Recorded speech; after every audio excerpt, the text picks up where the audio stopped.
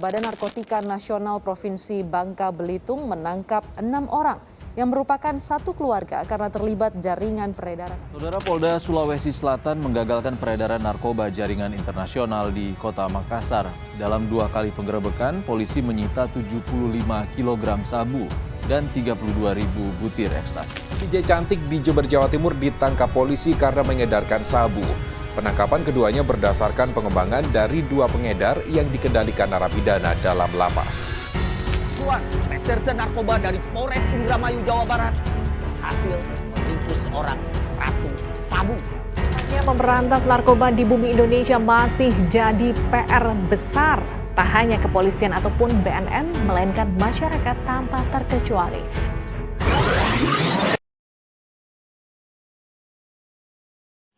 Apa itu narkotika? Menurut Darda Syahrizal, narkotika adalah obat yang bekerja secara selektif pada susunan saraf pusat yang mempunyai efek terhadap kesadaran, hilangnya rasa, mengurangi rasa nyeri, dan premedikasianesti. Menurut Undang-Undang Nomor 35 Tahun 2009 tentang narkotika, narkotika adalah zat atau obat yang berasal dari tanaman atau bukan tanaman, baik sintesis maupun semi-sintesis, yang dapat menyebabkan penurunan atau perubahan kesadaran, hilangnya rasa, menghilangkan dan mengurangi rasa nyeri, dan menyebabkan ketergantungan. Penyalahgunaan narkotika di Indonesia sudah mulai sampai ke lapisan masyarakat, mulai dari pelajar, mahasiswa, artis, ibu rumah tangga, pedagang, bahkan supir angkot. Narkotika dengan mudahnya diperoleh, bahkan dapat diracik sendiri. Jenis-jenis narkotika dan bahayanya. Golongan pertama, seperti ganja, opium, dan tanaman koka, sangat berbahaya jika dikonsumsi karena beresiko tinggi menimbulkan efek kecanduan. Sementara itu, narkotika golongan kedua bisa dimanfaatkan untuk pengobatan, asalkan sesuai dengan resep dokter. Ada kurang lebih 85 jenis dari golongan ini, beberapa di antaranya seperti morfin, alfa-prodina, dan lain-lain. Golongan ini juga berpotensi tinggi menimbulkan ketergantungan. Dan yang terakhir, narkotika golongan ketiga memiliki resiko ketergantungan yang cukup ringan dan banyak dimanfaatkan untuk pengobatan serta terapi. Contohnya seperti kodein, buprenorfin, etilmorfina, nikokodina, dan lain-lain. Bahaya dan dampak narkoba pada hidup dan kesehatan. Di antaranya adalah dehidrasi, halusinasi, turunnya tingkat kesadaran, gangguan kualitas hidup, dan bisa sampai kepada kematian. Larangan. Mengapa narkotika dilarang? Hal ini berkaitan dengan kandungan beberapa zat atau senyawa tertentu yang apabila disalahgunakan dapat menimbulkan dampak buruk bagi kesehatan. Undang-Undang Nomor 35 Tahun 2009 tentang narkotika secara tegas mengatur penggunaan narkotika hanya untuk kepentingan pelayanan kesehatan, serta pengembangan ilmu, pengetahuan, dan teknologi. Penggunaan di luar itu dianggap sebagai bentuk kejahatan.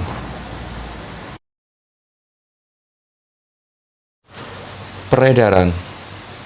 Sejalan dengan larangan tersebut, maka peredaran narkotika juga harus diawasi secara ketat oleh beberapa institusi negara.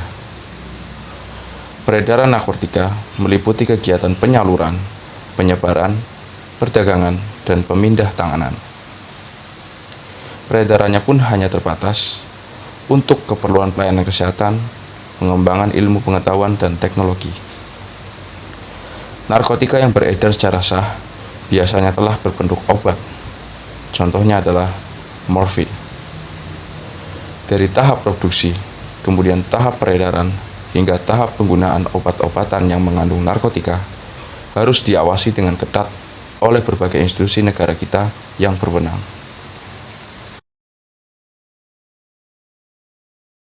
Indikasi pengguna narkoba. Setiap pengguna narkoba pasti memiliki gejala dan tanda-tanda fisik pada tahap awal. Berikut penjelasan tanda-tandanya.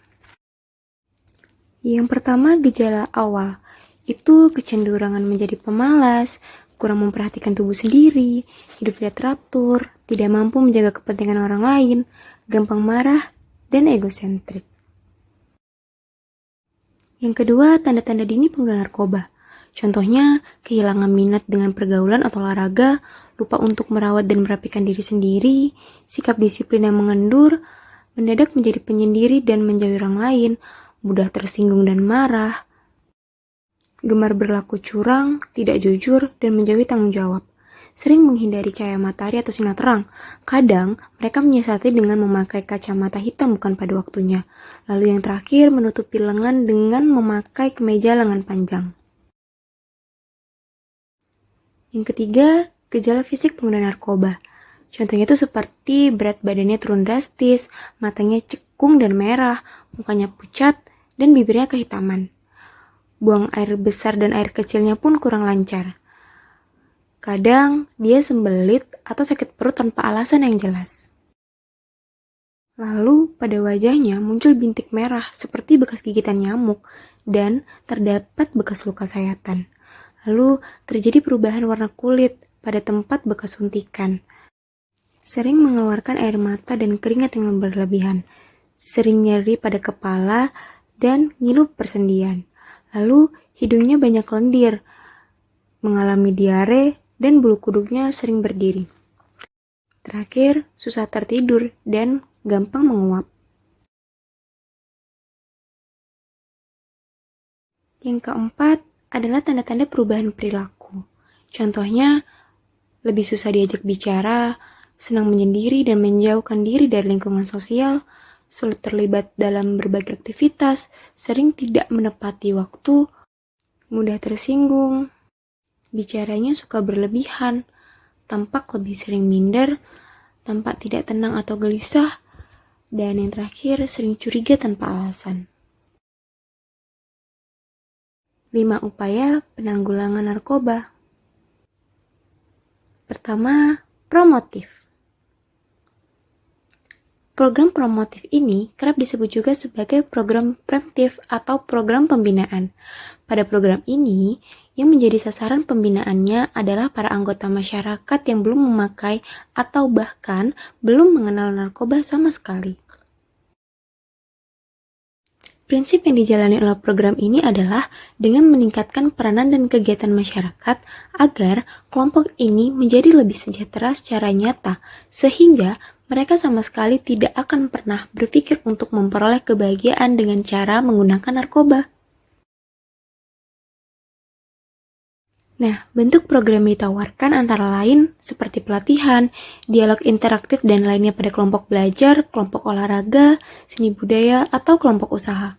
Pelaku program yang sebenarnya paling tepat adalah lembaga-lembaga masyarakat yang difasilitasi dan diawasi oleh pemerintah.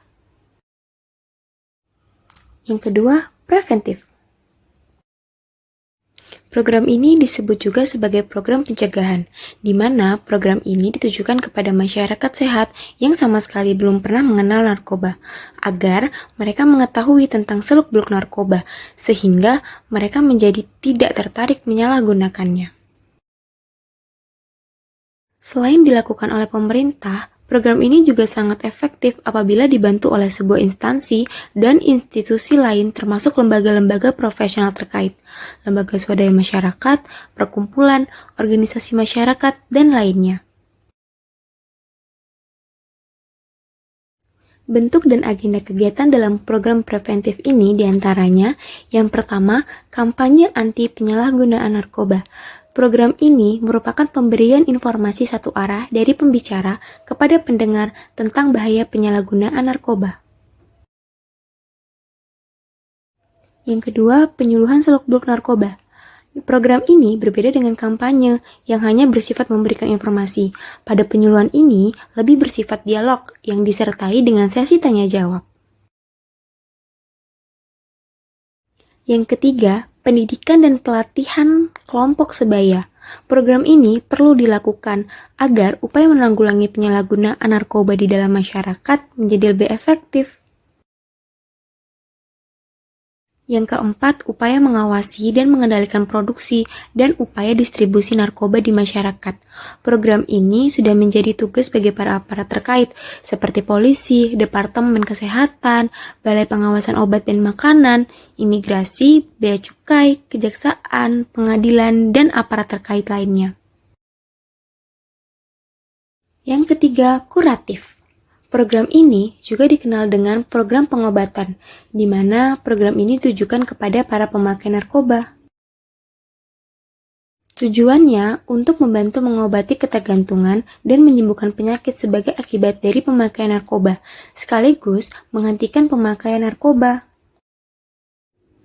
Pihak yang dapat mengobati pemakai narkoba ini hanya dokter yang telah mempelajari narkoba secara khusus. Kemudian, pengobatan ini memerlukan kerjasama yang baik antara dokter, pasien, dan keluarganya. Bentuk kegiatan yang dilakukan dalam program pengobatan ini diantaranya yang pertama, penghentian secara langsung. Kedua, pengobatan gangguan kesehatan akibat dari penghentian dan pemakaian narkoba. Yang ketiga, pengobatan terhadap kerusakan organ tubuh akibat pemakaian narkoba. Yang keempat, pengobatan terhadap penyakit lain yang dapat masuk bersama narkoba seperti HIV, AIDS, hepatitis B atau C, sifilis, dan penyakit lainnya. Yang keempat, rehabilitatif. Program ini disebut juga sebagai upaya pemulihan kesehatan jiwa dan raga yang ditujukan kepada penderita narkoba yang telah menjalani program kuratif. Tujuannya agar ia tidak memakai dan bisa bebas dari penyakit yang ikut menggerogotinya karena bekas pemakaian narkoba. Yang kelima, represif. Ini merupakan program yang ditujukan untuk menindak para produsen, bandar, pengedar, dan pemakai narkoba secara hukum. Selain itu, juga berupa penindakan terhadap pemakai yang melanggar undang-undang tentang narkoba. Instansi yang terkait dengan program ini antara lain yaitu polisi, Departemen Kesehatan, Balai Pengawasan Obat dan Makanan, Imigrasi, Bea Cukai, Kejaksaan, dan Pengadilan.